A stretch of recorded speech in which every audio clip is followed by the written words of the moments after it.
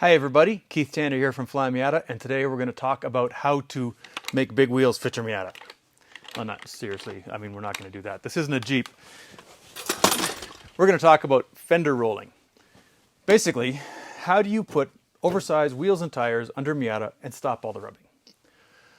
So, this is a NA Miata with a set of 245s on a 9-inch wheel on it. This is a lot of tire. The original came with 185s, which are about that wide. They were tucked in a lot more, and this thing is going to have some problems with the fender lip. So I'm going to show you how you can roll this, make some room for fenders. And this applies to any generation of Miata and other cars as well. I have fender rolled MGs, I have fender rolled all sorts of stuff. But today we're going to be talking about Miatas because we're a Miata shop. And I have some other generations here to talk about as well. But I will cover some tips and tricks for all the generations, specifically the three major ones. So, first I'm going to come up with a definition. I don't know if it's a definition everyone uses, but rolling versus pulling. My version of that is rolling means basically folding the inner lip of the fender over. You can't see what this poor fender is in bad shape, but there's a lip that runs right around the edge of the opening here. It's there for stiffness, but that's the first thing the tire hits. And for me, rolling means basically folding that over and getting out of the way. Pulling means changing the overall shape of the fender and bringing it out so it can clear bigger stuff. And I'll show you an example of some pulled fenders in a couple of minutes. But that is the terminology I'm going to use. It's quite possible that I'm wrong about that, but there you go. So one of the questions we had about this, and I will ask if you do have questions, please put them. I'll answer them at the end of the video. So please put them in the comments now, and we will address them later. If you're not watching this live, put them in the comments. We will answer them in the comments. So one of the questions we got is it worth it? And the answer is totally.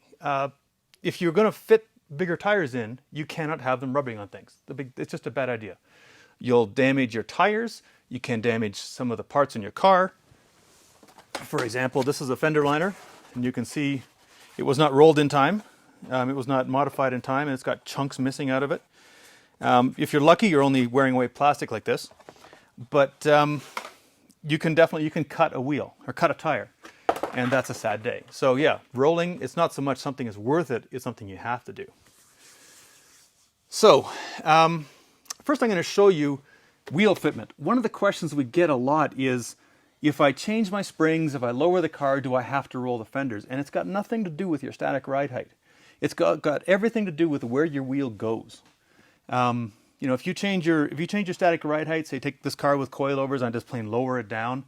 Unless I do something to change the amount of maximum compression, it's going to rub. It may not rub as often if it's higher, but there's always a bump big enough. If you can rub, you will rub. You might rub more often if you're lower or less often if you're taller, but I like to make sure that this can't be done. So I'll show you the wheel fitment here. This is kind of fun. This is set as a 245 under a mostly stock fender. And this is how I like to test to see what needs to be done for rolling, is I've got a shock in there but no spring. And I've just got this thing on a lift. I'd say that's as far as that's going to go. I've got a long way to go to the bump stop. So what it's hitting right here is there's some little tabs that support the fender liner. Let me drop it back down again and I'll show you the tabs. Here we go, Travis, if you want to get in here. These little tabs are on almost every car. There's something like that to hold the fender liner in place. I've removed the fender liner on this car, but this is the first thing to hit because it's right where the wheel wants to go. So you can bend them. That one's gone. So I'll just push those out of the way because they're the very first thing that you end up changing. Go up again.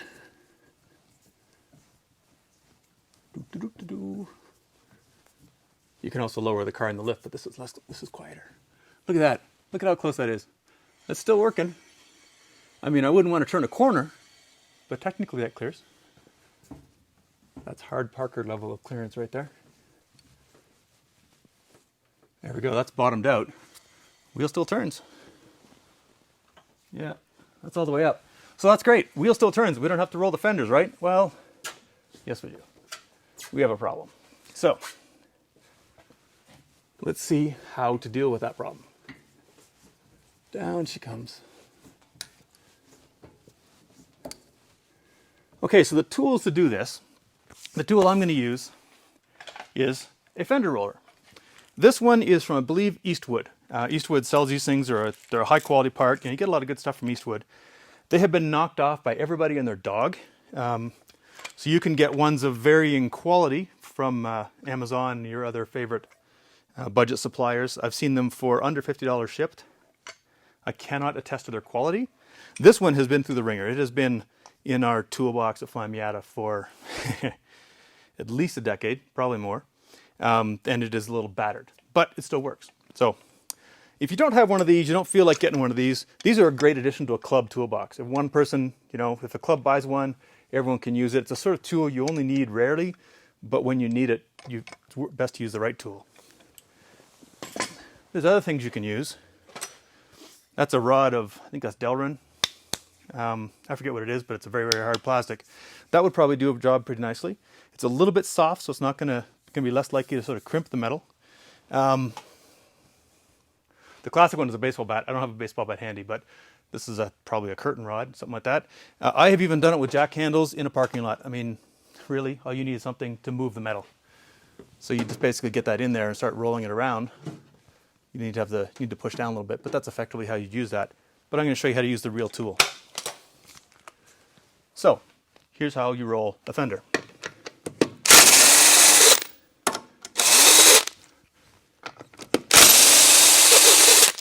Now you can do this on the ground. You don't need a lift, but it's a lot easier for you to see what I'm doing if I use my lift.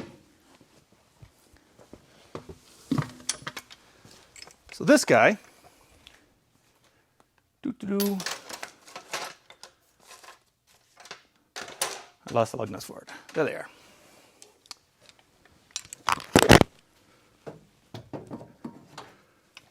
I don't know what somebody else has been doing with this. Like I said, this particular tool has been through the ringer, so some of the knobs are gone. Let's make it small to start off.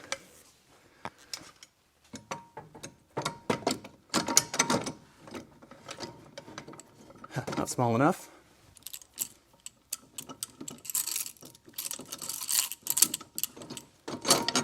There we go. Oh, that's in the way of my brake caliper. So in this case, I didn't do a test, as you can see ahead of time. It probably would be best to remove my brake caliper, just take it off the 4 bolts in the back.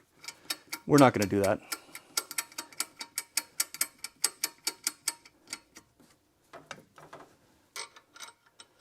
So put that on there. I don't suppose that's the same size, is it? It's not.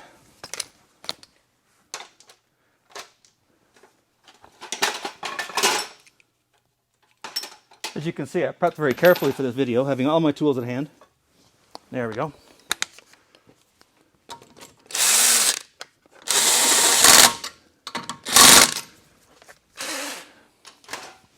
And you can probably get the gist of how this thing works already.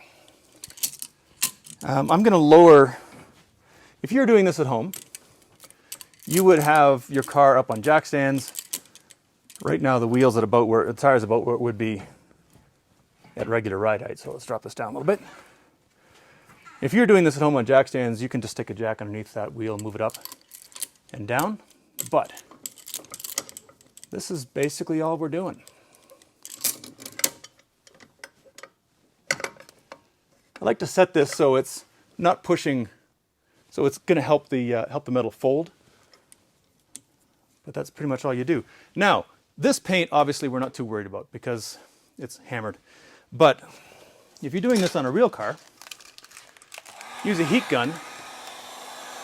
Get the heat warm. Get the heat hot first, or the paint hot, because that will allow it to be more flexible. I don't know in terms of temperature what the perfect temperature is for this. I don't think you can blister your heat with one of these heat guns. But once that fender starts feeling warm to the touch, I mean, I don't want to get it too hot to touch. But you know, if it's 120 degrees in your shop because you live in Arizona, chances are you don't need the heat gun.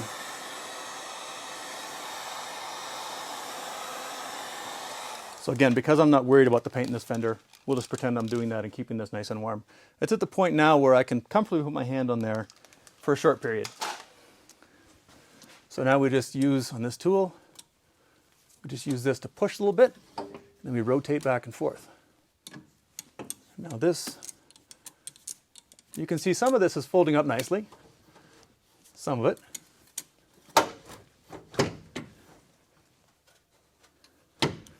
And you will find that the geometry of, oh, it's hitting my brake caliper. So I'm not going to go any further simply because of the brake caliper. You can get the idea. But I just keep rolling back and forth. Now this one, you see, it's got a little kink in there that's not wanting to fold over.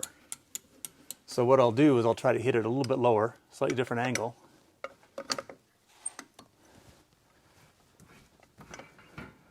To sort of push it up instead of just pushing it out. And yes, I am Canadian.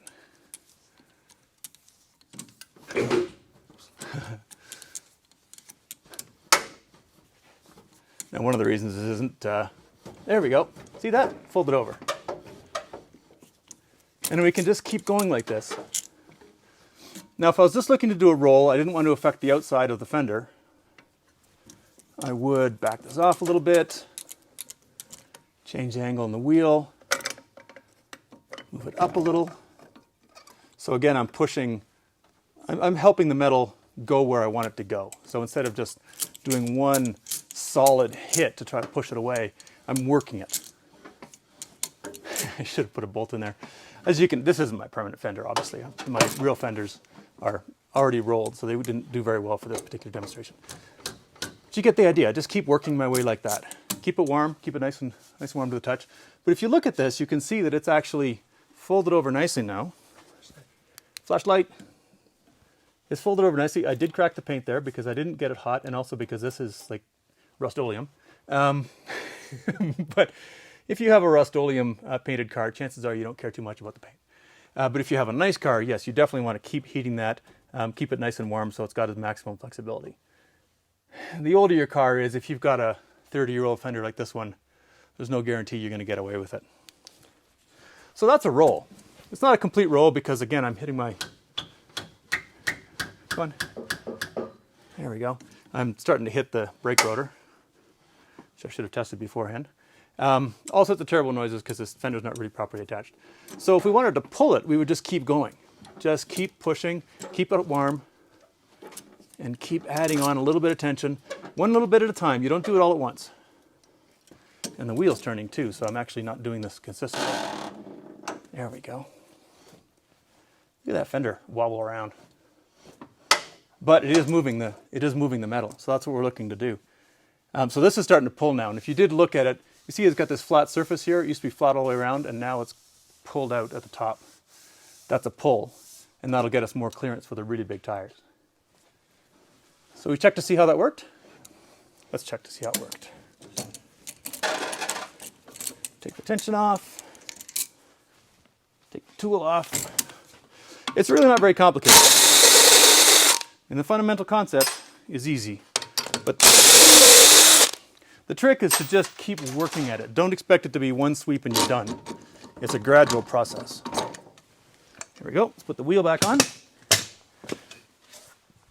Now I don't have a spring in this car, so I can move this wheel up and down and check clearance. Not everyone does this. I like having it set up this way because it makes it easier for me to make sure I've really solved the problem before I take it on a test drive.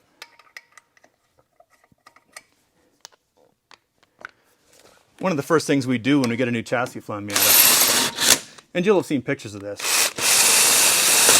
either a new chassis or a new wheel fitment, or even if we're just doing suspension work, is we will stuff the wheels up into the chassis, find out where everything clears.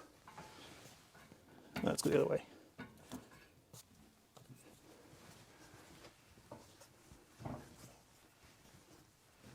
I'll do it this way. This is faster.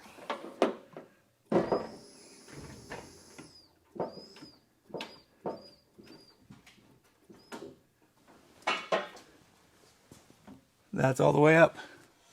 Still turns. Perfect. Now, if you were running with a larger diameter tire, if you were running, say, if you had a set of 245, 45 16s on here or something like this, I think they're a little bit taller, you may have to do something to limit your suspension travel so you don't rub on the inside of the wheel well, stuff that you cannot roll, but this gets us clearance. And you can see now we have clearance to turn the car as well, and this is fully compressed. It's pretty unlikely you'd be in this particular situation. This is the drift opposite lock situation, fully compressed canter steer. This is more likely. And you can see I'm hitting my stand, I think.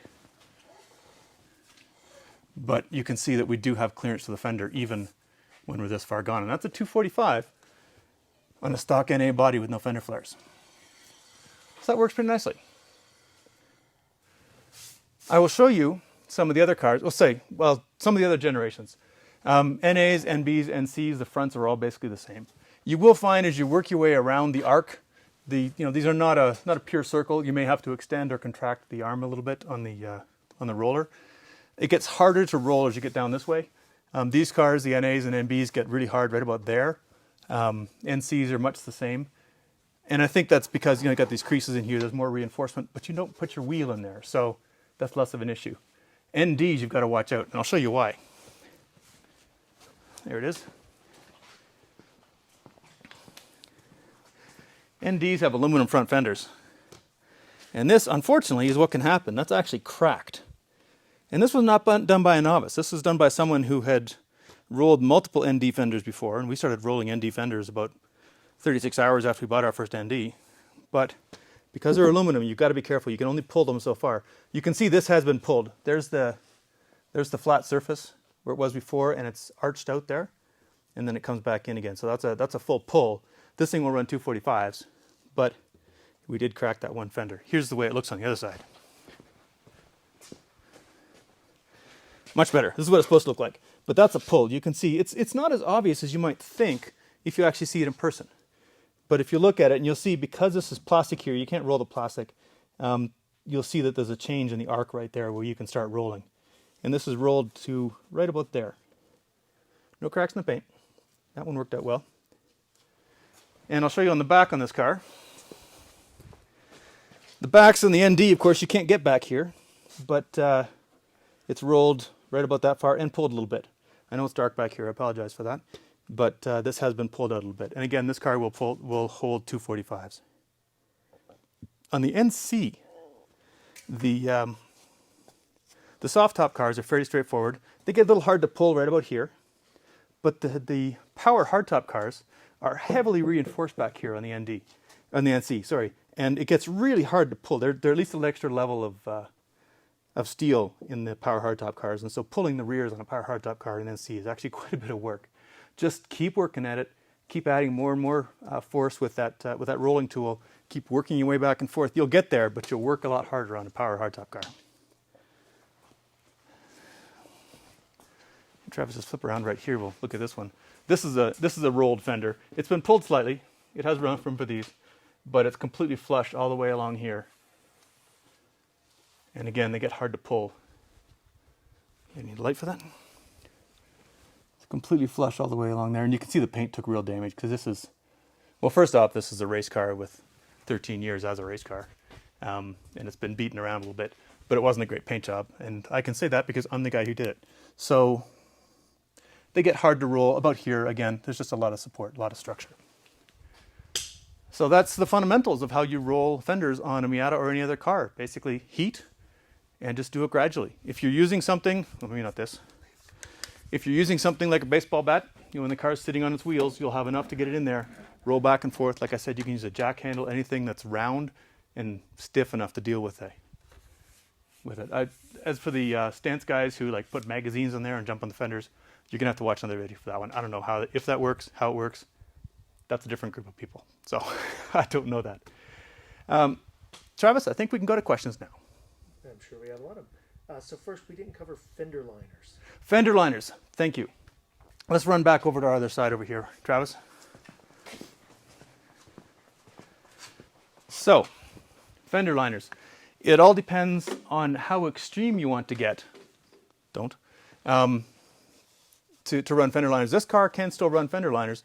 You have a little trouble getting it to attach to those tabs we folded over, but a little bit of creativity using the kind of clips.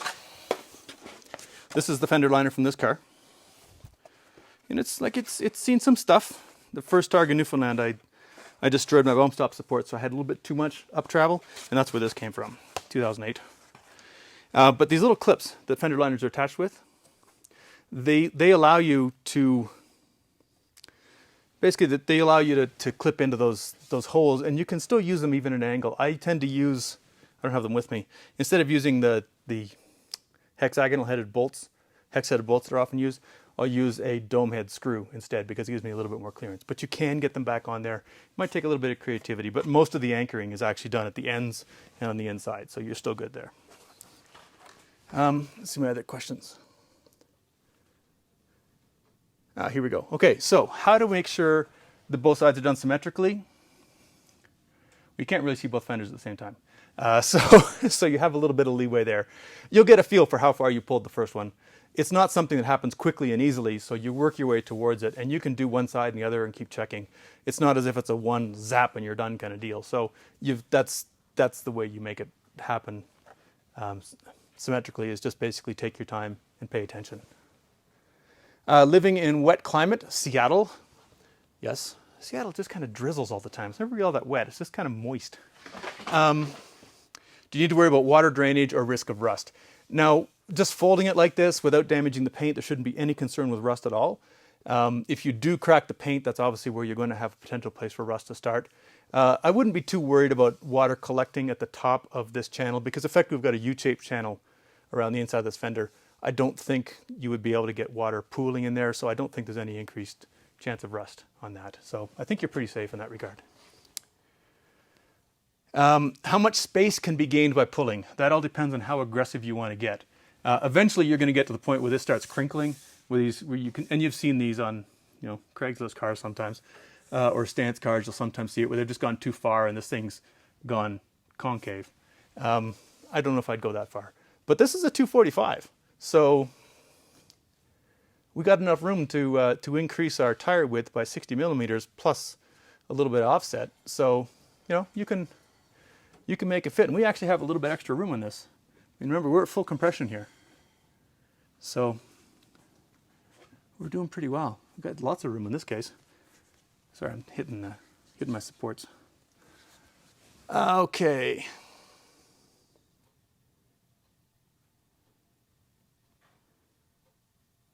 Sorry about this. I'm just reading this. One question is my fender has a small crack? Will rolling it make it worse? And the answer is almost definitely yes, because you're stretching the metal and that crack will stretch along with it. So if you have a cracked fender, if it's on the front, I'd recommend trying to source another fender first. If it's on the rear, see if you can get it welded up or something. I don't know. It's pretty hard to crack a fender, but unless it's an ND. The NDs, if you wanted to pull those even further, the trick would be to anneal the fender probably. But unfortunately, you can't do that without destroying the paint. So I don't think you can. So it's unlikely you're going to be able to really go crazy on an ND fender. That's where you get over fenders, fender flares. That's what they're for when you just can't pull far enough. Travis, do you have any more questions? Yes, we do. Okay, hit me. I'll just go down the list. First one is there any reason not to roll your fenders? It seems like it's just a good peace of mind in preparation for bigger tires. Okay, is there any reason not to roll your fenders? Well, one is if you're still running stock wheels and tires, like that ND behind us right now is currently on stock wheels and tires, and if you've gone and widened the fenders, it's going to tuck them a little bit. If that's a look you're looking for, great. Generally, it's not one people are looking for, so I wouldn't roll it until I had the wheels and tires I was trying to clear. And that car back there even has 5 millimeter spacers on it, so it's not even tucked as much as you'd think. That's probably the biggest downside, is just visually, it's going to make your car look wider and your stance look narrower, and you get that chicken leg syndrome that nobody really looks for. Travis swears he's got a set of Kojekis on order. He's trying to decide what color. So in the comments, let Travis know what color Kojekis to get for his Eternal Blue NDRF. He will, yeah, he's definitely up for suggestions. Okay, next question, Travis. It seems to be a problem finding a fender roller that can adjust short enough for the Miata. Any recommendations? And you might have covered this. Yeah, the question is it some fender rollers aren't short enough for the Miata? Do I have any recommendations? And this one I use, like I said, this is an Eastwood. So these are the guys who came up with this tool, as far as I can understand. The first ones we saw were Eastwoods, and they used to be $300 plus. I think they were $400 is what we paid for this one. Now Eastwood sells them for $199 or $119. And it can definitely go short enough. You can see I didn't even have it all the way down when I was doing the work on my car. And one of the things you can do is, as you can also see, is lower the wheel down a little bit, lower down the hub, because that gives you effectively room to run a longer arm. If I was trying to do it at this height, which is an unrealistic thing to try to do, yeah, it's not going to be available. Now, of course, you can always, if you're creative, you could make this shorter. I mean, it's just Sawzall time. Cut that off there, put another hole, thread it. You could make it shorter, but this one is short enough. Some of the off-brand stuff on Amazon, on eBay, on Alibaba, I couldn't tell you. But this one, let's see. This arm is 9 inches long. So there you go. If you can get dimensions off your vendor. The shortest length it can go, I did crank that down.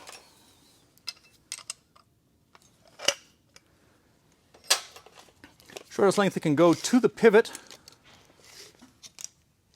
is 10.5. So there you go. If you have a vendor who is responsible enough to answer that sort of question, that's what you can look for, or buy the real thing from Eastwood, and don't cry, even though you spent $119. Next question, Travis. Why would you do a fender roll rather than pulling the fender out? Why would you do a fender roll instead of pulling the fender out? And as far as I'm concerned, it's just a matter of degree. A roll is just folding the lip over. Pulling the fender out is actually changing the outside shape of the sheet metal to get more clearance, and it's simply a matter of how much you need. My Street Miata runs a 15x8 with a 225 on it and a 36mm offset, and it just clears everything. Then I put a 3mm spacer on because of my brake setup, and all of a sudden it rubbed. So for that one, I did a very mild roll. I only needed 3mm, and it worked. On this car with the 245s, I had to pull it. So it's all a matter of what you need. Next question, Travis. You already covered this, but how much clearance can you actually gain by rolling? Scrolling down. Travis is having to go back through all of your comments that happened when I was walking through this the first time, so thanks for your patience. Any significant difference in arch stiffness after a full roll and pull? So the question is there a significant difference in arch stiffness? And I'm guessing this might actually be a UK question, just by the use of arch, after roll and pull. Possibly. In the front, it doesn't matter because these aren't structural. So it's not going to flop around. I mean, this is still quite solid, even though it's only attached by about 3 bolts right now. I didn't even bother tying that down, did I? It's still quite stiff. In the rear, where it is a little more structural, it's possible you could lose a little bit. You've lost that 90-degree flange that was the problem of your clearance in the first place. But I don't think it's enough of a loss to justify running a smaller wheel tire combination. I think you won't lose enough rigidity to make it to matter too much. This is not the primary source of structural integrity in the rear fenders. It's only a little piece of it. So most of it comes from the rest of what's underneath there and some of the other bracing that's underneath. So I wouldn't worry too much about it, though. Technically, it probably is a little bit more flexible. Next question, Travis. Does an aggressive pull affect the fender to hood gap, the gap between the fender and the hood? So does an aggressive pull affect the gap between the fender and the hood up here? I've never seen that happen, partly because these things are bolted in right at the top there. If you went crazy, I'm sure there's some stance people out there who know this, possibly. If you're running, trying to get clearance for a 245 or 275 Hoosier or something like that, maybe. I think most of the guys who are running 275 Hoosiers, they're just sawzalling. I don't think you can get stock sheet metal out far enough to do that. I could be wrong. But yeah, I've not seen that where it's opened up that gap. That would be some serious deformation. Next question. This is a rabbit hole. Travis is laughing. How far could you widen the fenders to fit 30s on a Rally Miata NB? Okay, so the question is about fitting 30-inch tires on a Rally NB. And I don't think your problem there is going to be flaring. I think your problem there is going to be hitting all the stuff on the inside of the fender, so you're going to have to limit your suspension travel to do that. Once you've got that figured out, once you've done your poke test like this, then you can start looking at how much you can pull. Did they say the offset? I don't know if the offset, there wasn't a width there wasn't an offset, so not enough information to say. I believe that most of the off-roadster guys, it's Sawzall time, because that's kind of a Jeep thing. I mean, you just, instead of moving the metal, you just disappear the metal and then everyone's problems are solved. Next question. What are the full size and spec and offset of the wheels on this car? The full size and spec and offset of the wheels on this car, this is a 15x9 with a plus 36 offset, which happens to be the exact fitment of our Kojeki flow-formed wheels. This is a 949 Racing 6UL. They're not available at the moment due to production a production hiatus. They will be back in this fitment again. But this is a fairly common fitment, a 15x9 with a plus 36. The tire is a 245/40/15. There we go. I also have some Avanti Storms that have this very same fitment as well. I think they're a 35mm offset. This just happened to be what happened to have the right tires on it. Next question. Best method to attach the bumper to the fender after a roll and pull? So the question is, what's the best method to attach the bumper to the fender after a roll and pull? I have been able to use the factory mounting points. This area, this is deformed right now because I didn't bother bolting it together. I stuck this on this morning because I wasn't going to show you my real fenders, but I've been able to just bolt this back together again. This gap has opened up simply because it's not bolted together. This should be, let's go to the other side, Travis. This is a sort of fitment you should still be able to expect, even after rolling and pulling, because this still has enough room to clear this 245. So, and it has a fender liner in it, and some holes in the fender liner, but I was running some oversized tires for a while. But I don't think you can see my round-headed bolts on this one. I didn't do it. But I was able to reuse these spots here. There's enough room for me to change my spark plugs through the wheel well. But yeah, you can still run fender liners. But you should not have any trouble fitting this up. If you have, it really should have been bolted together when you were doing the rolling, and then everything should have stayed together. The only reason it wasn't bolted together was simply because I just swapped fenders out in a hurry this morning to do this video. Next question, Travis. We're all caught up on fender rolling questions. We asked about the lip on the ND. The lip on the ND, that's a carbon Miata lip, isn't it, Travis? That's your car, yeah. Yeah, we were looking at carrying some of that stuff. It didn't work out for our product line, but that is a carbon Miata lip and side skirts. Yep, side skirts and ducktail. It's a good looking little car, actually. The RF looks really good with a little ducktail on it. I like it. So there you go. Okay, hopefully that answers all the questions. If you do have a question we didn't cover in this video, please put them in the comments. We will answer them in the comments. Or you can contact one of our customer service guys, because Matt and Mike and Nick. Welcome, Nick. We have a new customer service guy on staff. You may run into him shortly. Amber's also going to start doing some customer service. So you're going to see a few more names when you contact us. But they all know, they'll be able to get you the answers you're looking for. So if you didn't get them in this video, you can find them live. Travis, you're laughing. What? How do you like those tires? How do I like these tires? These are pretty nice, actually. I've been happy. They're Maxxis VR1s. These ones are a little older than they really should be. This car took a little rest for a while, but yeah, it's a pretty decent tire. I'm not too upset. Plus, I got a killer deal on them on Black Friday. So there you go. Can't argue with that. Thanks for your attention, folks. We'll be back next week with a different subject. If there's something you want to see us cover, throw it in the comments. We'll see. We're always looking for good ideas for videos. And that's it. My name is Keith Tanner from Flyin Miata. Thanks for your attention.